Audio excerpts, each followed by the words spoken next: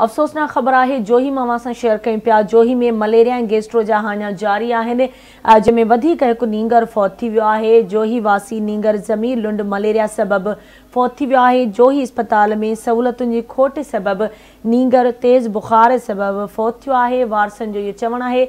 अहम ख़बर मां खे ॾियूं पिया। जोही मां जिते मलेरिया ऐं गैस्ट्रो जा हाना जारी आहिनि, जंहिंमें वधीक हिकु नींगर फौत थी वियो आहे। जोही वासी नींगर ज़मीर लुंड मलेरिया सबबि फौत थी वियो आहे। संदसि वारसनि जो इहो चवणु आहे त जोही अस्पताल में सहूलतुनि जी खोट आहे, जंहिं सबबि नींगर तेज़ बुखार में फौत थियो आहे।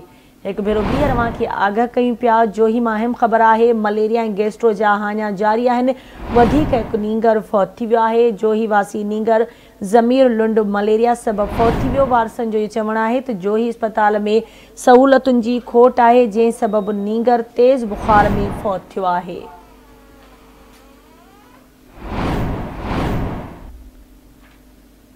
जोही में मलेरिया ऐं गैस्ट्रो जा हाना जारी आहिनि, वधीक हिकु नींगर मलेरिया वेघे फौत थी वियो आहे। जोही वासी नींगर ज़मीर लुंड मलेरिया सबबि फौत थियो आहे।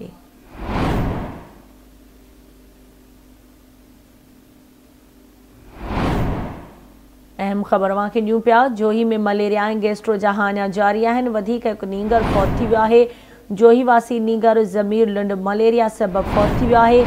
संदसि वारसनि जो इहो चवणु आहे त जोही अस्पताल में सहूलतुनि जी खोट आहे, जंहिं सबबि नींगर तेज़ बुखार में फौत थियो आहे। सहूलतुनि जी खोट सबबि नींगर तेज़ बुखार में फौत थी वियो आहे। वारसनि जो इहो इल्ज़ाम आहे। जोही वासी नींगर ज़मीर लुंड मलेरिया सबबि फौत थी वियो आहे। तफ़सील मालूम कंदासीं जोही मां आवाज़ जे रिपोर्टर अब्बास गारी खां। अब्बास, छा तफ़सील आहिनि, आगाह कजो।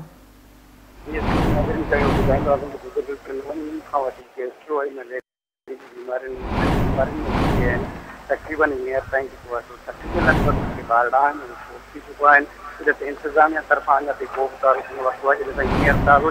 12 साल नीगर आहे। ज़मीर लुंड जो आहे अस्पताल में तेज़ बुखार तेज़ बुखार ऐं मलेरिया सबबि फौत थी वियो आहे। दादू जोही जा रस्ता गुज़िरियल 3 महीननि खां बहाल न हुजण करे वारसनि जो इहो चवणु आहे त जेको अस्पताल आहे उनखां रस्ता न हुअण करे फौत थियो आहे। जी ठीकु आहे, मुंहिंजी महिरबानी अब्बास, तफ़सील खां आगाह कयो।